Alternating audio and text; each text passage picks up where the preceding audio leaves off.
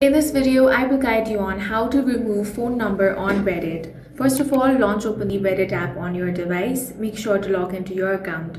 Now tap on the profile icon at the bottom right corner of your screen. Then tap on the three lines at the top right corner. From here, you want to select the option of settings. Once you're here, you will find the account settings option. Go ahead and tap on that. Now, if you have created your account using your phone number, you should be able to see update phone number option over here. Since I have used my email address, I have the update email address option. But if you have phone number over here, simply tap on that.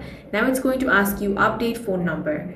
Go ahead and tap on the continue option. Now you will need to verify your identity. For that, you will either have to enter your password or enter the verification code sent to your phone. Go ahead and tap on the OK option. Then you will have to enter that. After that, you need to confirm to remove your number. Now you might have to enter another mobile number, so you can simply go ahead and add that. Once that is done, your phone number should be removed from your Reddit account. That's all for this video. If you found it useful, make sure to hit the like button and subscribe for more videos like this.